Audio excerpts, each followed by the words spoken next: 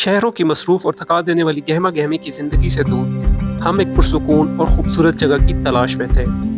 Islamabad Lahore motorway पे salt range के पास से गुजरते हुए कलर कहार झील एक ऐसी ही जगह का मंजर पेश करती है। लिहाजा हम चल निकले इस्लामाबाद से वो सुकून ढूंढने जो शहरों की ज़िंदगी में नहीं मिलता।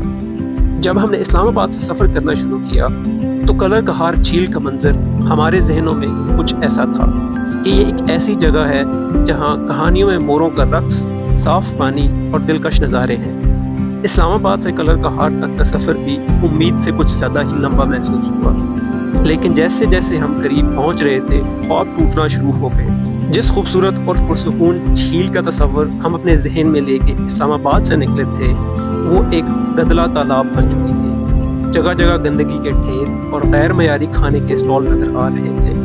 पानी की सतह पर तैरती हुई प्लास्टिक की बोतलें और कचरा इसकी खूबसूरती पे बदनुमा ताव था।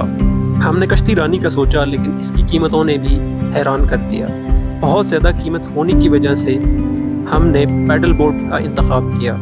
ऐसा महसूस हो रहा था ये महज एक मुनाफा बख्श कारोबार बन चुका है जिसमें सयाहों के तजर्बे की कोई अहमियत नहीं। झील पे कुछ टाइम गुजारने और बोटिंग करने के बाद जब हमने कुछ खाना चाहा तो फूड स्टॉल्स का स्टैंडर्ड भी बहुत ही अबतर पाया। जहाँ सफाई का कोई ख्याल नहीं रखा गया था, खाने का मयार भी इंतहाई ख़राब था। ये एक तफरीही सफ़र से ज़्यादा एक परेशान कुन तजर्बा बन के रह गया। झील के किनारे वाक़िया सोवेनियर शॉप्स में मौजूद मिट्टी के बर्तन पंजाब की सकाफत का मंजर पेश कर रहे थे। झील किनारे बच्चों के लिए एक फनलैंड पार्क भी है। इसमें मुख्तलिफ किस्म की राइड से आप बच्चों का दिल बहला सकते हैं।